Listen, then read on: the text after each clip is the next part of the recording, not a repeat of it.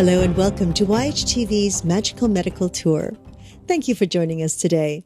I'm Christina Suzuma, and with me is our wonderful medical guide, Dr. Glenn Woolman. Greetings, everyone, and welcome to Magical Medical Tour. I am Dr. Glenn Woolman, and I will be your medical guide today, along with Christina, as we search yet another quadrant of the healthcare galaxy in search of optimal health. And today we have a returning guest, the returning winner, Lon Winston. He's the founder and artistic executive director of Thunder River Theater Company. We're going to be speaking with him in just a few minutes, find out how he's doing. We'll check in. But before that, Christina, if somebody wants to get in touch with us or with Lon, how do they do that? Well, at any time during the show, you can feel free to ask a question or make a comment simply by scrolling down on your screen and typing it into the comment box. Now, if you're listening to this as like on iTunes, through any device, you can give us a call at 818-LETS-TALK, 818-LETS-TALK. Now, this could be months from now, could be a year from now. As long as we have your contact information, if you're asking a question, we will definitely make sure to get it to our guest or to Dr. Woolman and get back to you with your answer. Or we'd love to still hear your comments on how you enjoyed the show and how you might have helped you to raise consciousness and awareness in your life. Thank you so much, Doc. Yeah, really. Raising consciousness and awareness. What a concept.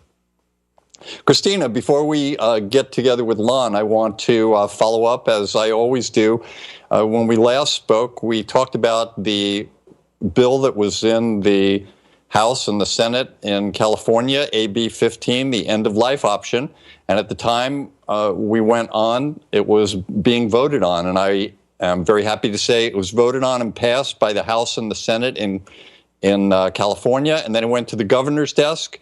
And very recently, Governor Jerry Brown of California signed the bill into law. Yes. So we are so excited about that. And if anybody ever wants to find out more about that, they can go to my Facebook page, The Medical Guide, and see information on that. We're very excited about that. California is the 5th state in the country that's done that, and it's really great. We're very proud of all the people that voted on it and contacted governors and senators and assembly people, and it worked. Yes. Way to go, everybody. Congratulations. Wonderful. Really wonderful. Well, it's about time. It is. It is. Yes. It really is. Yes. So congratulations on that. Yes. So let's get to the show today.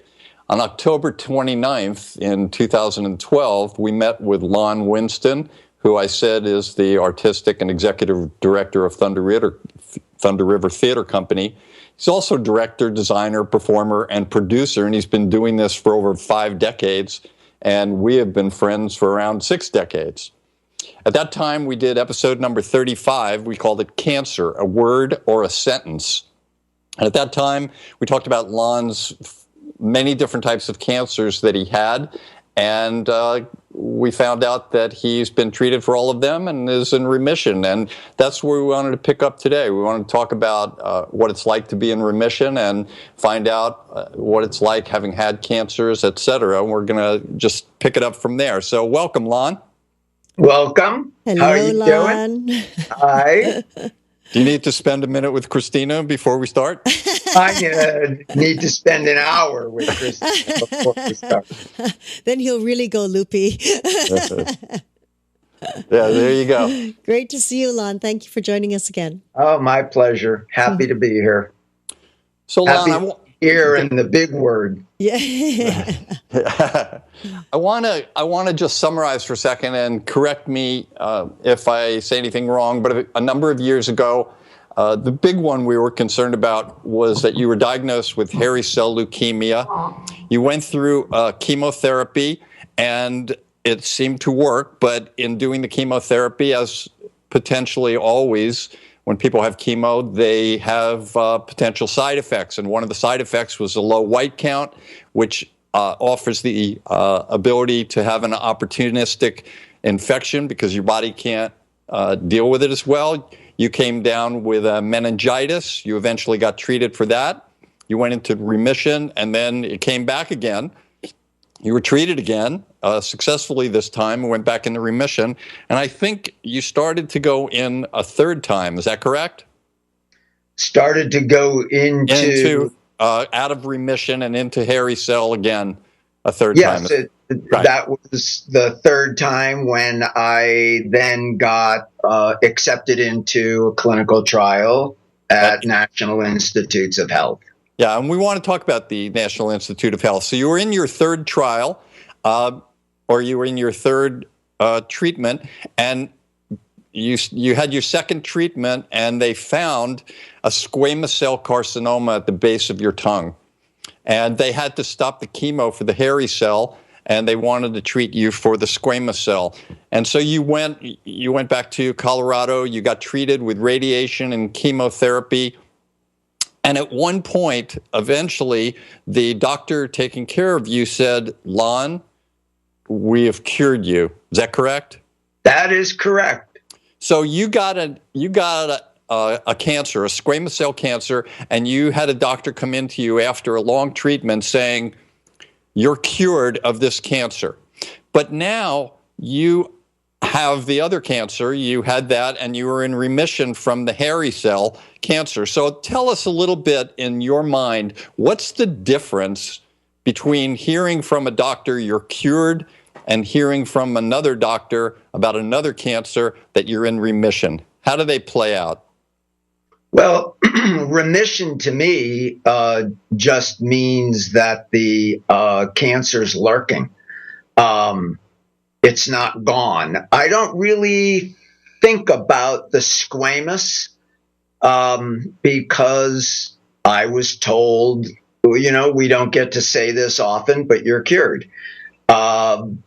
So I accept that, and I would be shocked if I learned that somewhere in my body there was a squamous cell carcinoma dancing around.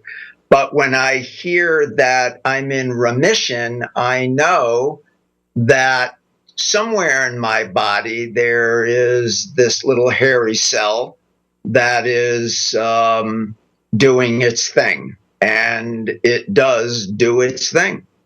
Tell us in your mind what its thing is, so that people that are listening for the first time, and we recommend people go back and listen to episode number 35. It's one of the most watched shows we've done on Magical Medical Tour.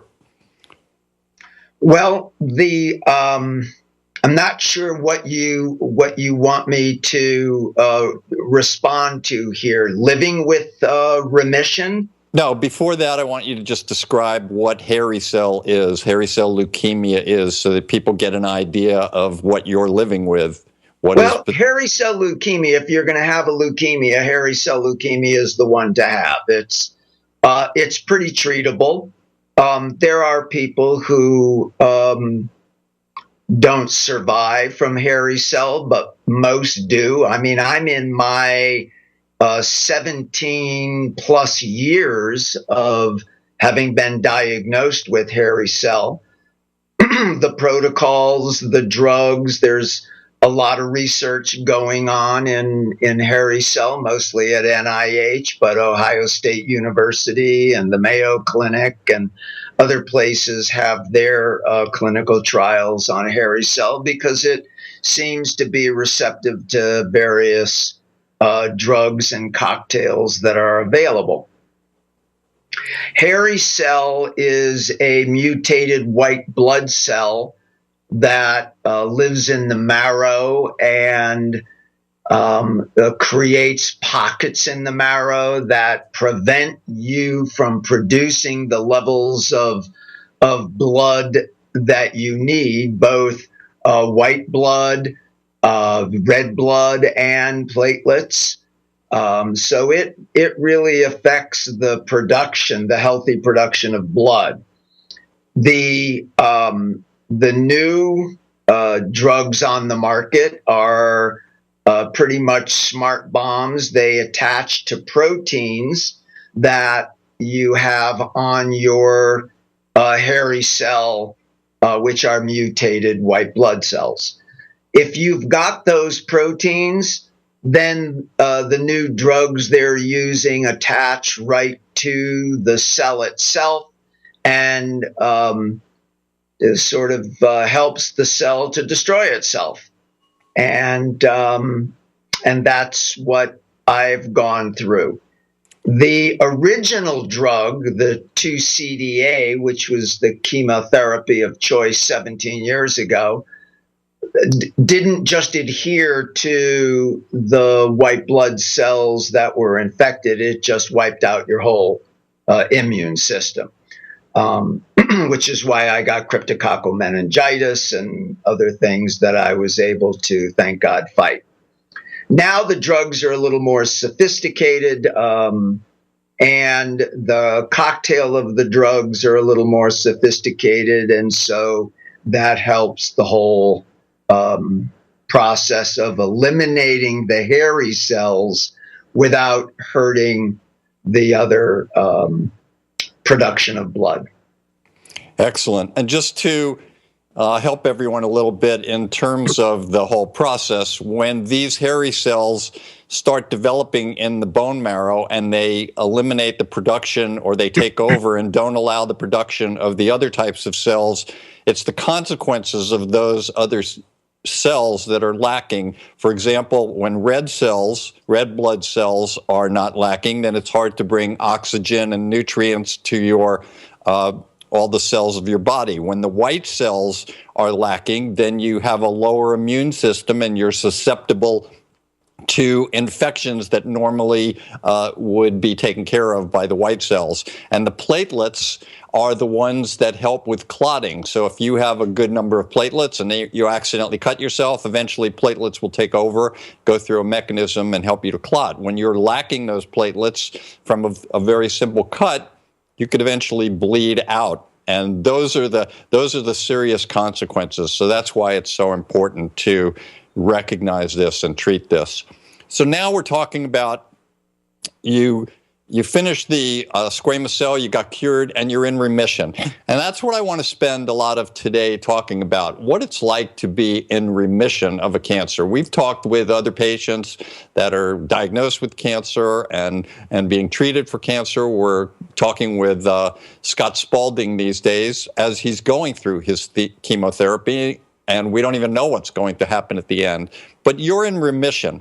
So first of all, you mentioned a few moments ago that you don't even think of squamous cell anymore. Does that mean you do think of hairy cell all the time? All the time. All the time. I think of it all the time. There's there's not a day that goes by that I don't think about hairy cell. And I'm always being tested and CBCs and looking at counts and if they drop, if they go up, whatever happens. And I was in remission and I didn't have hairy cell. It wasn't showing up in flow cytometry in my blood. It wasn't showing up in my marrow from bone marrow biopsies. And then a couple of years ago, it was back in my marrow. And there are people who have had a hairy cell in their marrow, but not in their blood for going on to a dozen years, and sometimes doesn't affect their blood levels at all. And that's not the case with me. I want to talk about actually being in remission and saying that you think about this every day. Now, it's possible that you could think about it every day and never leave your bedroom because you're panicking about it or you're worried that it's going to come back and it's going to do some harm to you. But you don't do that. You think about it, but you lead your life. How does that play out? Yeah, I live my life. I don't let any of this interfere with what I love to do. I run a theater, I ski, I hike, I bike, I do all the things, I travel, I do whatever it is that fulfills my life in every way I can. And that's a good thing. what do you recommend for people? Do you have any thoughts? Part of what we're doing here is offering service to others, other people that may be in a remission that may not be dealing with it as well as you. Any thoughts or suggestions on how to deal with some kind of a cancer that you're in remission? Well, it's everybody deals with these things differently. I keep my life full. I think that's really important, having a lot to consume my day. I also know that it's incredibly important for me to be healthy in every other way. So I eat a really good, healthy diet. I work out daily. I do all of the sports and activities that I love. I stimulate my mind and my creativity with having a professional theater company. I'm in shows so that I'm exercising my brain and memorizing lines and just doing everything I can possibly do to enrich my life, fill every void in the course of a day. I'm a pretty busy guy.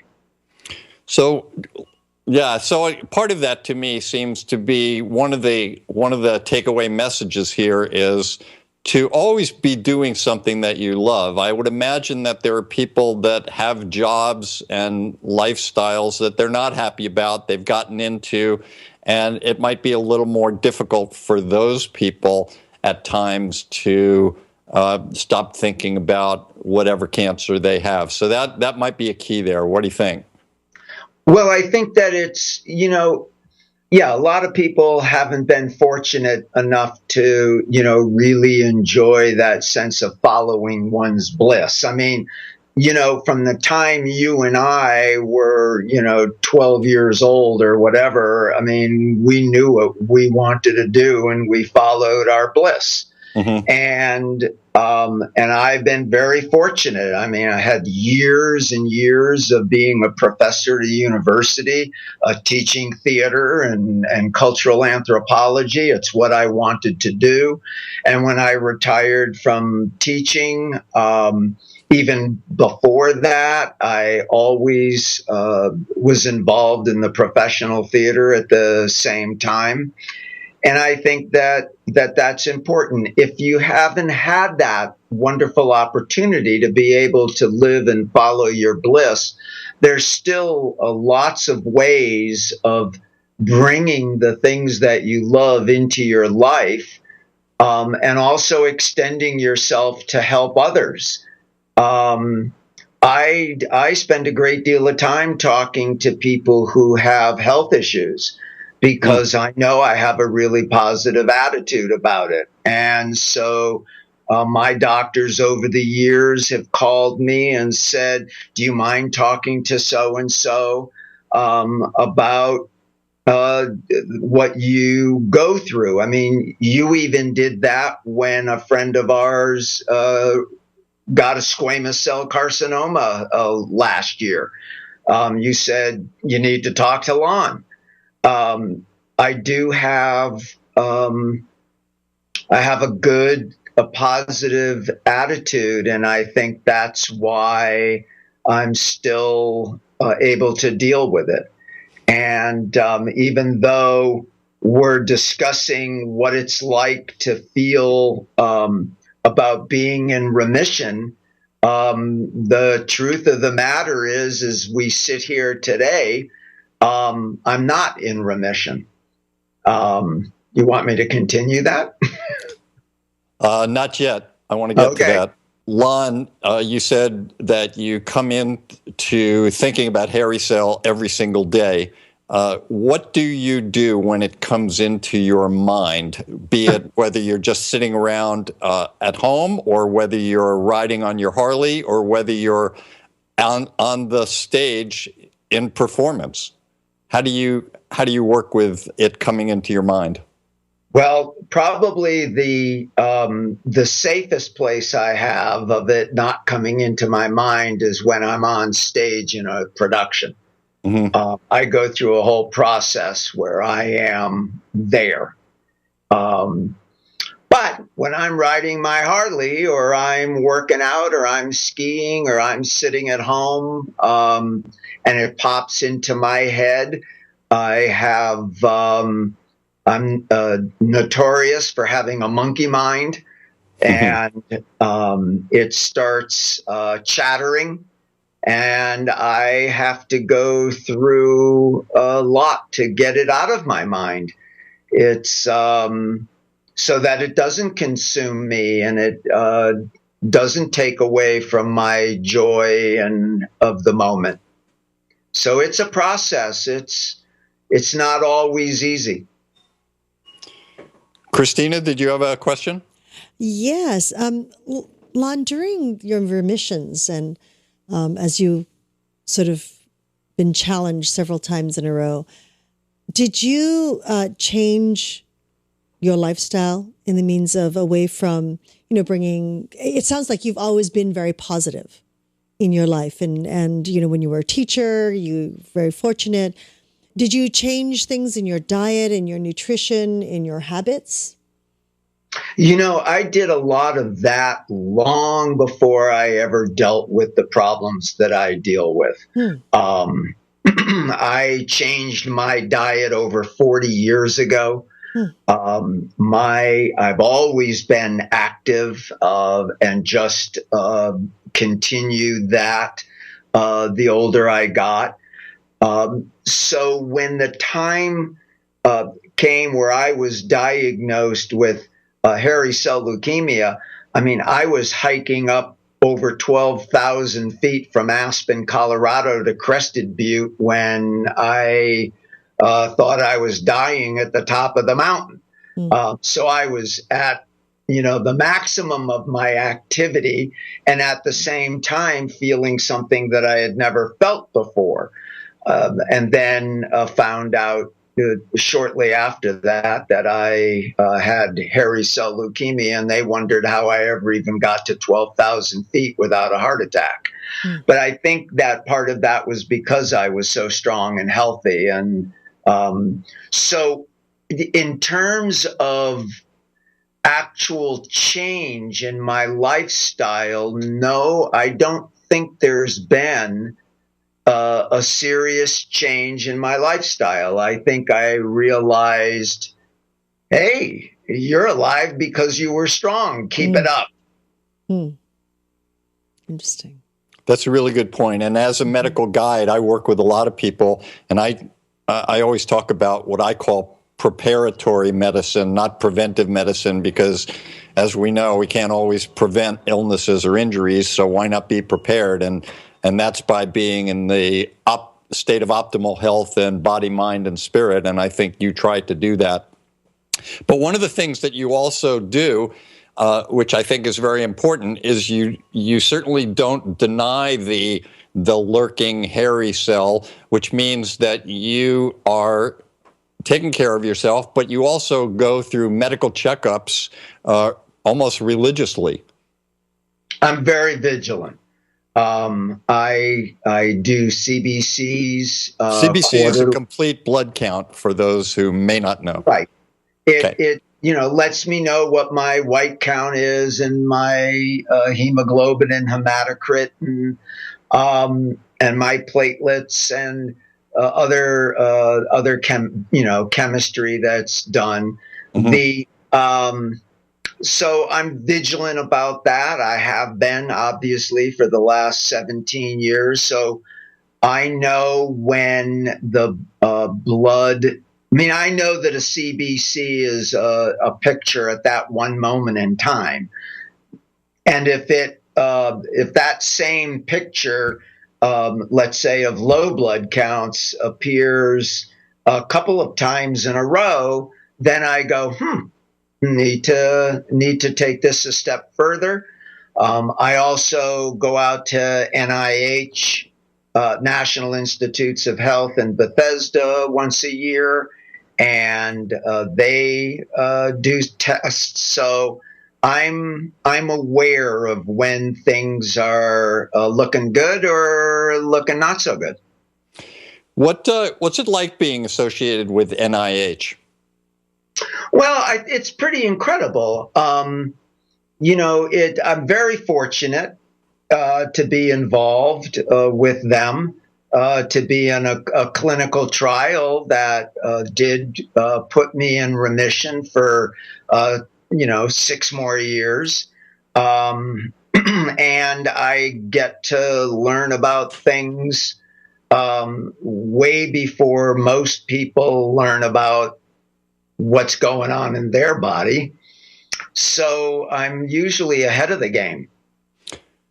When you talk to other people about your cancer or health in general, do you ever suggest getting involved at NIH? And if so, how do people get involved in a potential clinical trial? And why should somebody get involved in a clinical trial? The science is pretty wonderful in our country, and there are clinical trials all over the country at lots of different hospitals and medical facilities, usually academically driven at major universities that are connected to hospitals. The University of Colorado and CU Hospital in Denver. I mean, they're all over. Houston, they're huge programs. So researching clinical trials in a very specific area is a good thing to do as soon as you learn about what your specific illness might be. That's not to say that people can't be treated right where they live. There's lots of wonderful care happening, but it's when it fails to work for you locally, or it puts it in remission, you come out of remission, it puts it into remission, it comes out of remission, that says something that your body is either building up antibodies to the drugs that you're taking, they're not working as well. And so you may need a different process. You may need different drugs. You may be fortunate and find that, like I had a very specific protein on my hairy cells that allowed these new drugs to adhere to, and that helped. And I think that people just need to be aware of it and take charge. Take charge of your own health care. You have to be the squeaky wheel. You have to get out there. You have to see what's available. And that's what I do and what I did. I'm doing it right now. How do you tell people to get in touch with NIH? Go through their own doctor or do it on their own? Now we have websites and other things like that. Do you just suggest they go directly to NIH and Yes, I mean, you can certainly ask your doctor to help you do that if they are research oriented.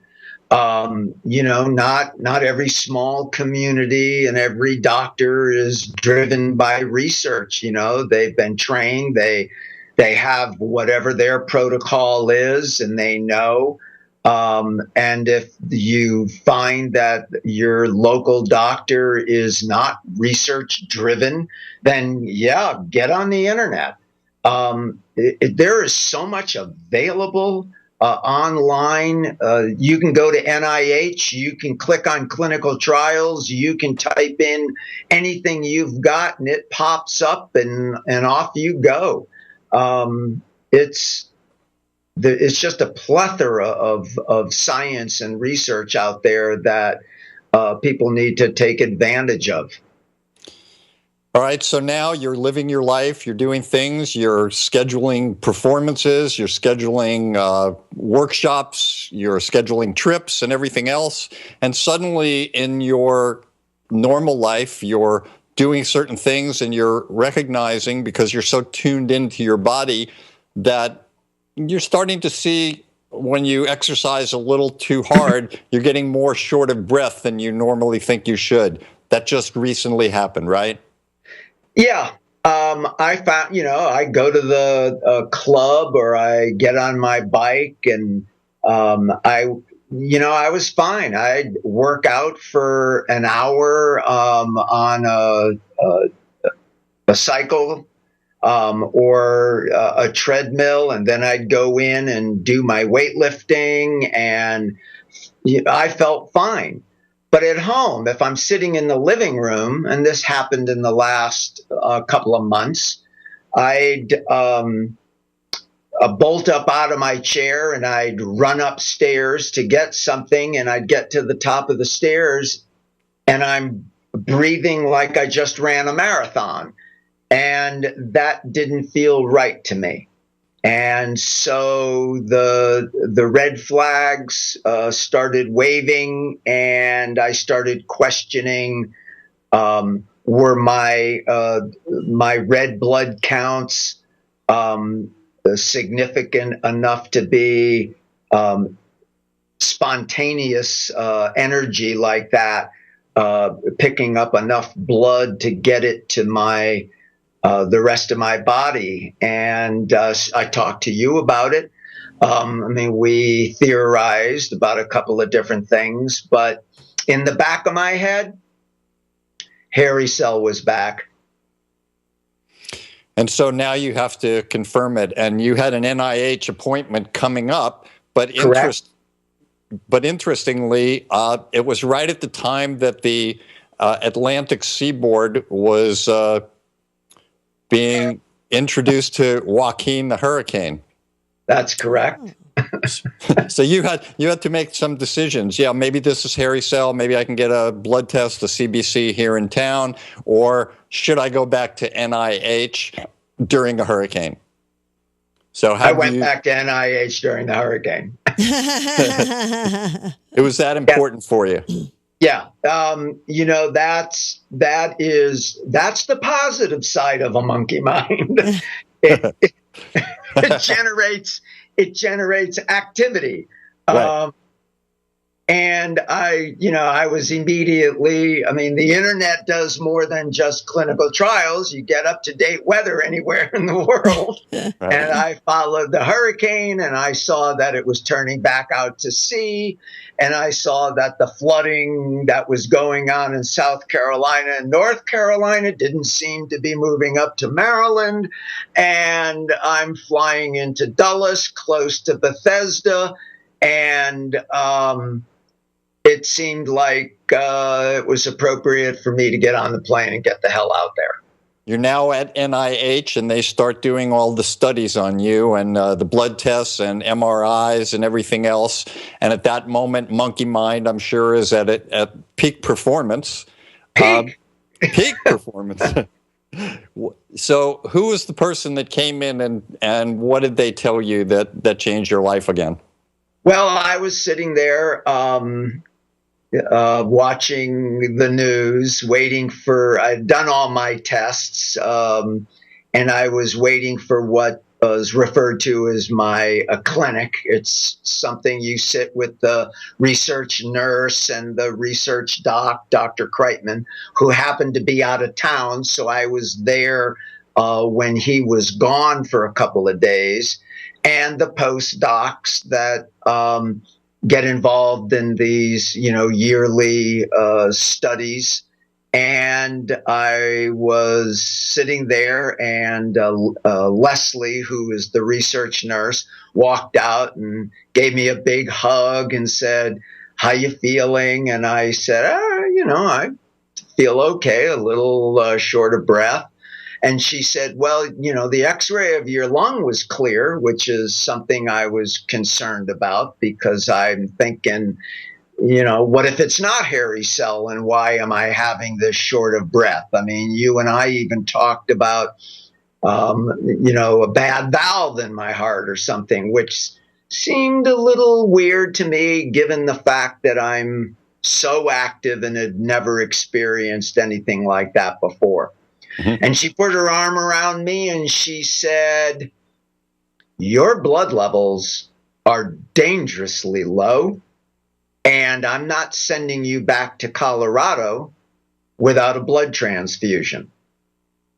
Talk about going from the heights of exultation to the depths of despair. Mm-hmm.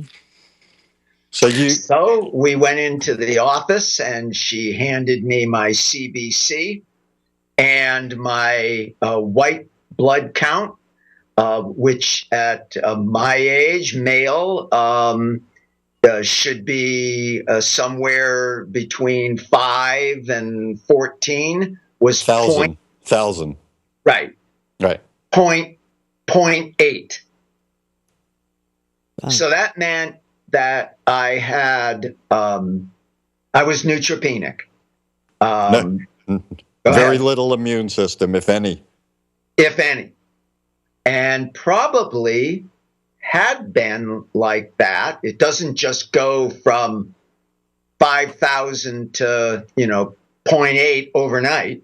Right. So probably several months of me actually going to the club, hiking, getting in my hot tub, working out, hanging with people, going camping, and I was neutropenic.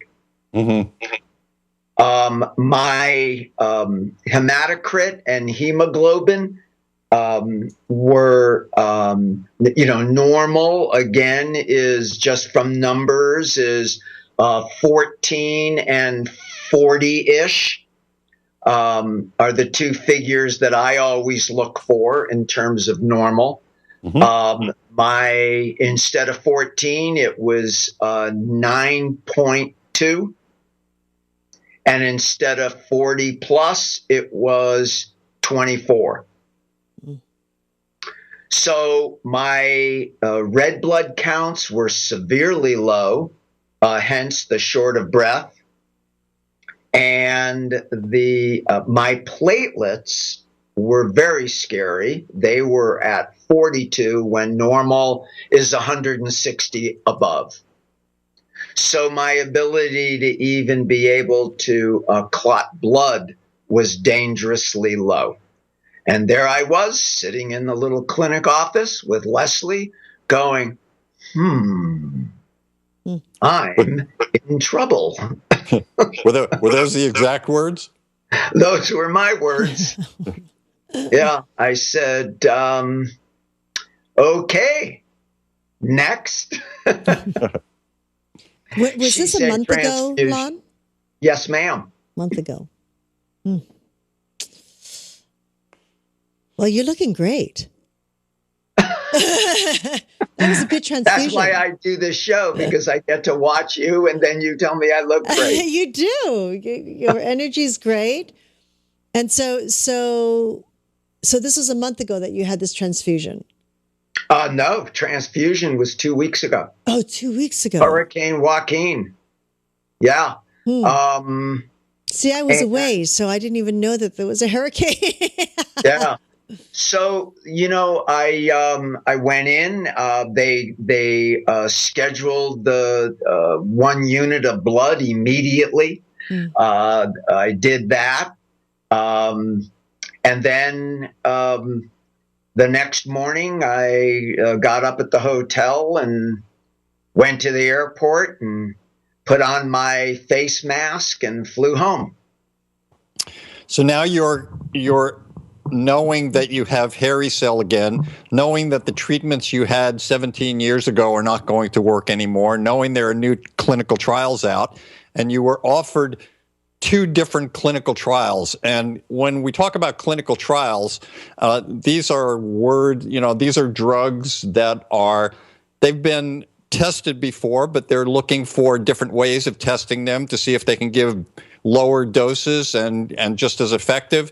They offered you a number of different programs. So now it gets complex. Not only are you having to deal with hairy cell leukemia again, but now you have to have a new treatment, and you don't know you don't have a total understanding. My thinking is usually when the doctors say something to you, when you hear you have cancer, you go into a Gary Larson cartoon where the master is talking to the dog and saying something, and the dog hears blah, blah, blah.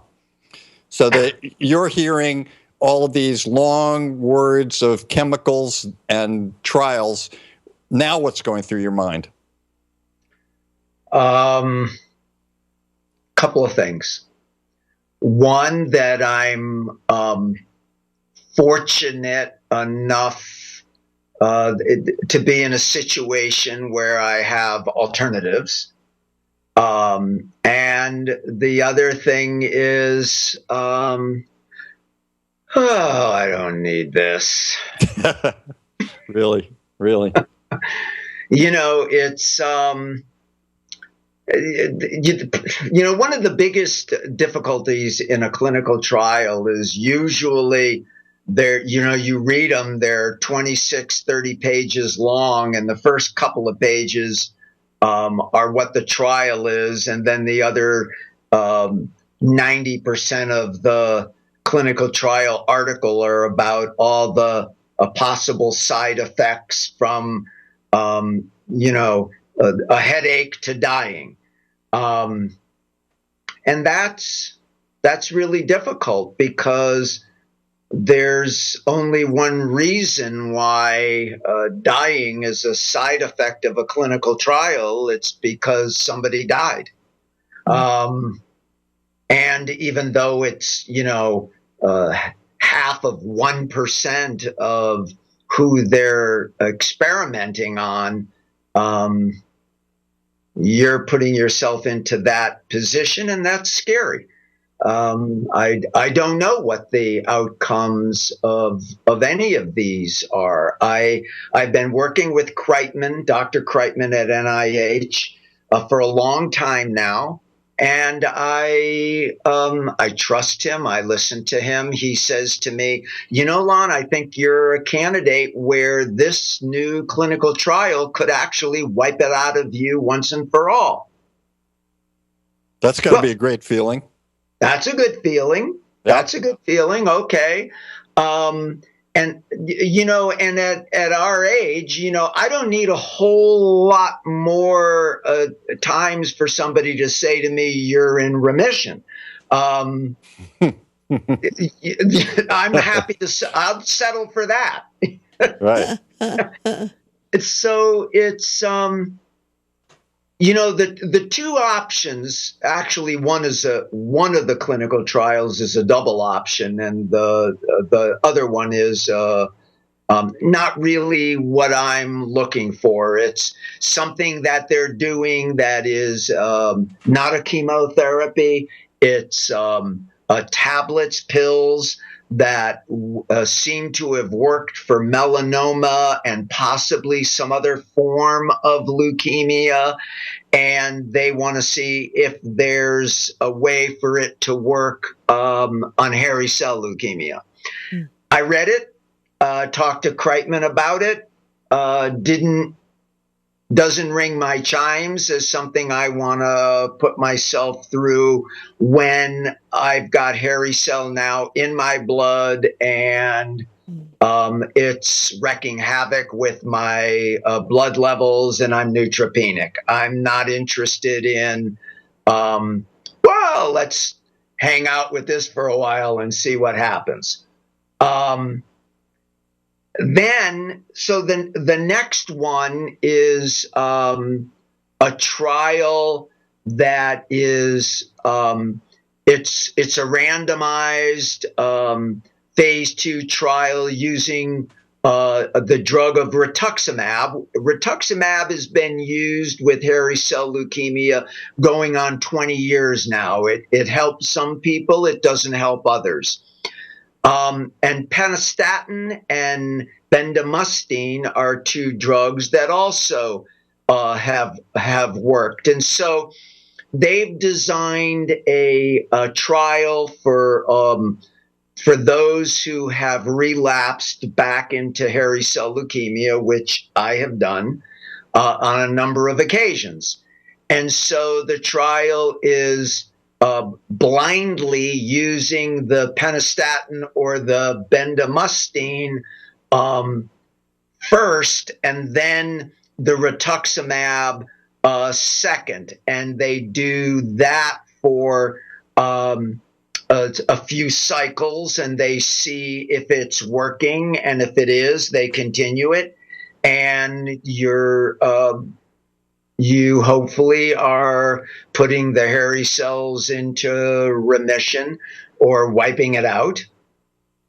If they find that for example, if I'm taking the penistatin with the rituximab, and they find out that the counts aren't improving, they're not getting rid of the hairy cells, they stop the trial, they switch the drug, keeping the rituximab, and switch the drug, the cocktail part, and you begin again. So it's a little complicated. Probably going to take me anywhere from 4 to 5 months, every couple of weeks. But the upside of this particular protocol is that you can go out to NIH, do the initial staging, do the first cycle, and then the next 4 or 5 cycles can happen at your hospital. And we have a magnificent cancer center here in the Aspen Valley where I live, near Glenwood Springs. And they will continue the testing and watching me for side effects. And then I go back out to NIH for another staging to see how I'm doing, and do another cycle there. And if everything looks good, I come home and finish here. I like that. Yeah, that's very nice. Home. And is my strength. My guess is that it's effective, and I mean it's my positive part of how I go at this. That my blood levels will drop after the first cycle, then they will start to recover, and I continue the cycles. I continue strength. And I'm skiing in January, even though I'm treated until April. There's a few things. That's a great summary of that. One of the things that was interesting for me that I think that a lot of people don't think about, we always hear about chemotherapy and how dangerous it is. And as you alluded to with the 25 pages of side effects from headache or rash to death, the other part of that needs to always be brought up is that if you decide you're not going to treat it, the side effects of cancer are all of those things exactly, except maybe the loss of hair. So choosing not to do anything, the side effects of cancer can be just as devastating, from a headache to dying, obviously. So I like the idea that you have the ability to work with NIH and work with your local hospital. One of the things that was very interesting for me in our discussions about this is that in your big picture right now, you are so confident with NIH and with Dr. Kreitman and with the science and the chemotherapy and all of this that your biggest fear right now is, before you can actually get started on the chemotherapy and treatment, is fear of catching some kind of a flu or some kind of a disease because your counts are very low. And I thought that was a real mark of where science is today, to have a person who has a leukemia that can be able to say, I'm so confident with the leukemia, I'm really worried about whether I'm going to get a cold on the flight home. And that's more important to me. Well, I mean, that's part of it. I mean, one of the things that concerns me the most is the bureaucracy of getting this protocol in place. Mm-hmm. They can't treat me and put me into this clinical trial until NIH and the cancer center here agreed to a reliance agreement because the hospital is taking on a huge liability and responsibility by treating me here. NIH supplies the drugs, but the hospital is doing the procedures. Mm-hmm. They're the ones who are IVing me. They're the ones who are watching for side effects, and there's a huge responsibility on them. I mean, there are some hospitals that won't do that. They're not interested in that. There are insurance companies who aren't going to be involved in that. My hospital is, and my doctors here are all over clinical trials. I mean, they're cancer doctors who get it. They know that they got to support the research, or they're not going to be any good to their patients or their future patients. So I'm an advocate for all of this. So I preach the good word about the science, and you know how I feel about that. Right.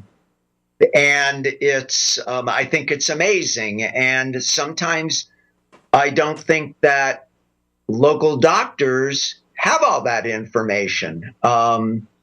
There's probably not anybody in the valley that I live in, from Glenwood Springs to Aspen, who knows as much about hairy cell leukemia as I do. And the various protocols and all the drugs that are available and how this all comes down. I am aware of it, and I'm on the phone every day. I just talked to both NIH and the Cancer Center here this morning. Come on, guys. Right. Let's get on the road. Let's get this signed. I need treatment. And I mean, obviously, I have an alternative, which is nice. If this starts to feel like it's not coming together, I can go to NIH and do the whole trial there and not worry about the hospital here. Right. And and also, you know, one of the things that we love about medicine is we talk about the integrative and the complementary and alternative medicines, and there are many people around the world out there in many different studies that are looking at alternatives that can be either used in certain cases in combination with the chemotherapy, or in certain cases maybe in preventive things that many more people can do to prevent those mutations of the genes, looking at diets, looking at, you know, the homeopathies and the naturopathies, all of these things together. You know, that it says that the future looks good for people. You know, although there are many things out there that are causing some of these mutations in our environment, where we have that part of science that in the agricultural areas and a number of other areas where we see things that can cause these mutations and the cancers, there's many things being done to alleviate them, and in many more ways. At some point, it may just be gene therapy alone. You may not have to take anything other than to transform a gene and get rid of the mutation. Lon, yeah, go ahead. They have no idea what causes hairy cell leukemia. I mean, that's part of the irony here, is that I have a disease where they have no idea why it is so rare. 600-700 on average a year. It's like 0.5% of all the different kinds of leukemia that we know of now. And I don't know why I have it. I may have been born with it. It may have been because I was riding my bike behind the mosquito spray truck in Miami when we were growing up. Right. Or the planes flying over for the fruit flies that they tell you, make sure you wash your car as soon as it sprays, but they didn't tell us to go in and take a bath. Mm-hmm. So I don't know. I don't know what causes it. It's interesting, though, that there's so much research behind hairy cell to help it and to cure it, or to at least make it a chronic illness that one can live with, like other diseases. Dr. Kreitman said something interesting to me when he was talking about drugs. He came up with this war analogy. He said, you know, when you're at war, if you wound somebody, they come back stronger against you. If they kill it, they can't come back at you. And their goal is to kill the hairy cells, not wound the hairy cells. Mm-hmm. Putting the hairy cells into remission with various drugs really makes the hairy cells stronger against those drugs. Mm-hmm. So somebody like me who has gone into remission, come out of remission, gone in, come out, gone in, come out, it reduces the number of drugs that are available to me. And my hope is that somewhere in this new clinical trial that there is that they're going to the drug works and it kills it, and or puts it in remission long enough that it doesn't matter to me anymore. Christina. Oh my goodness. Well, Lon, it's what a journey that you've been on. It's just amazing, and you still, you're so honest about, how every time you hear something like that, here we go again.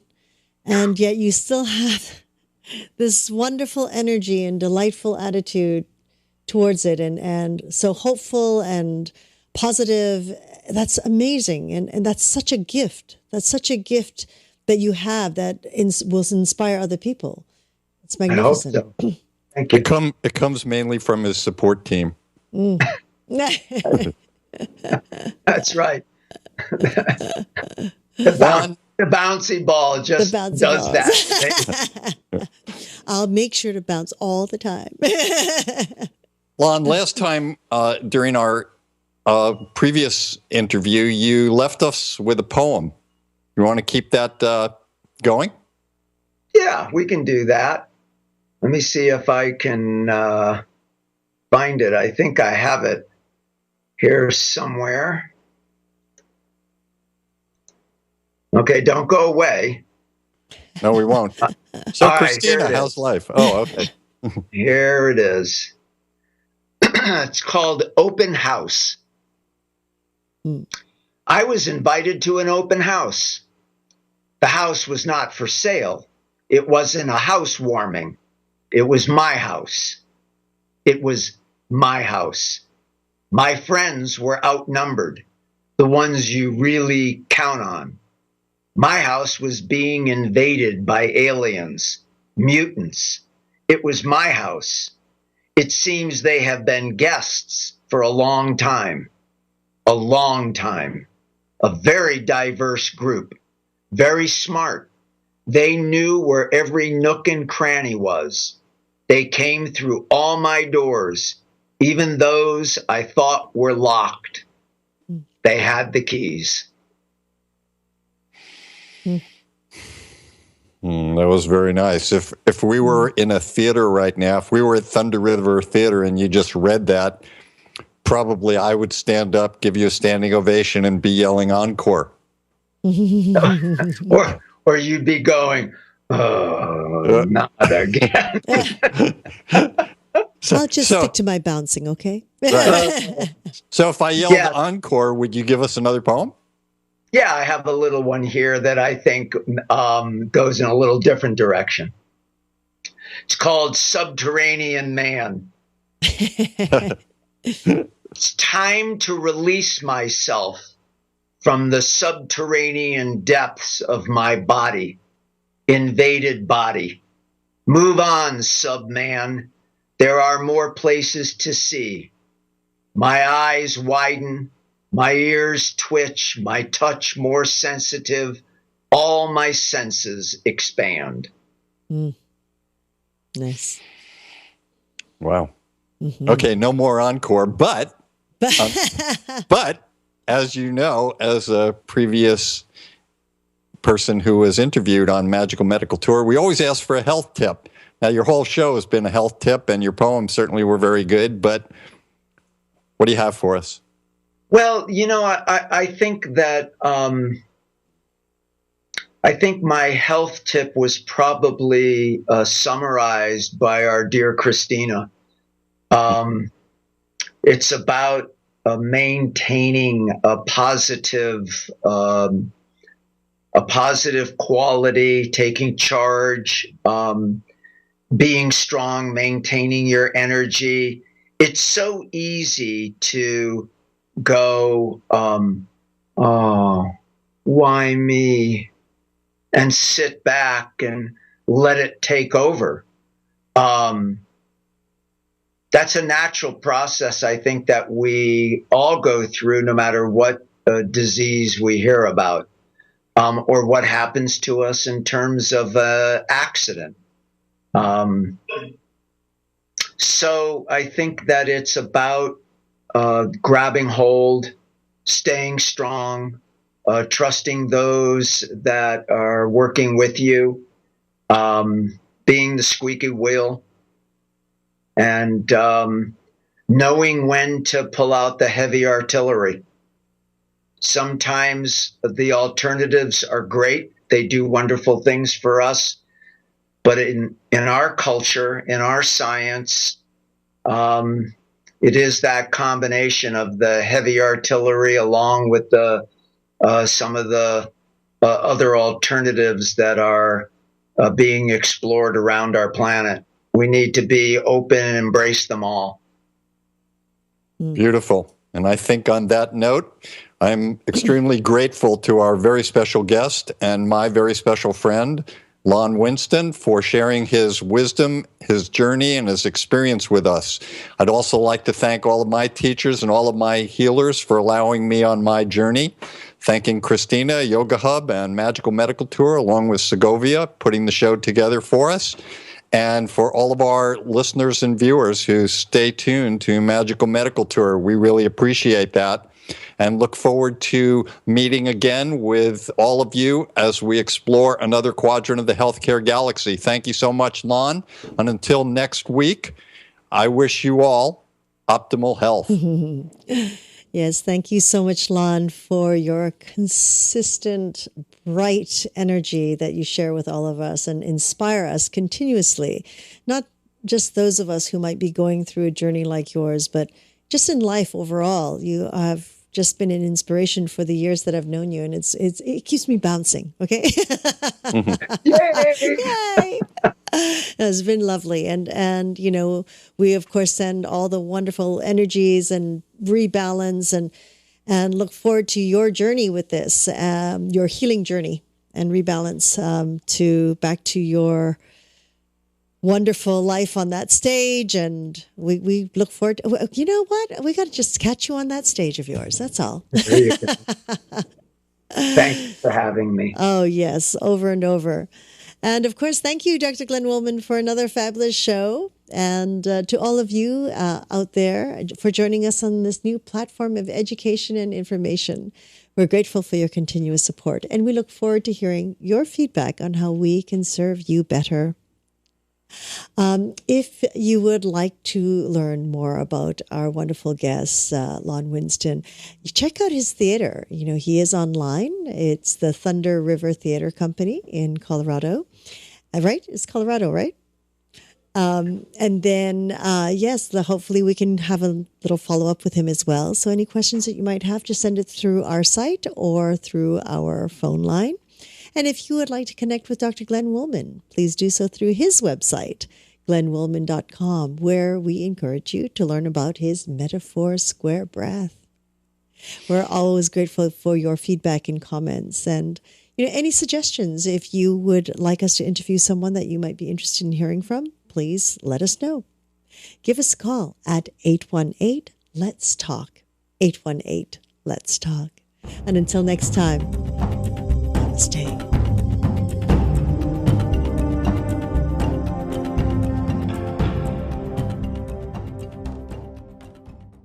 Could we be so lucky all the time to feel like it's such a joy?